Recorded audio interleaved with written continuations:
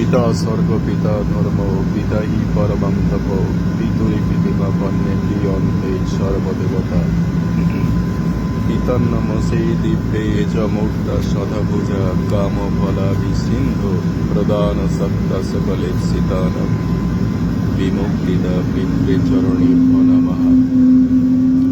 আজকে এই পিতৃ দিবসে সমস্ত পিতাদেরকে, যারা সন্তানের পিতা হয়েছে, তাদের সুস্বাস্থ্য কামনা করি এবং তারা আরও 10টা সন্তানের পিতা হন।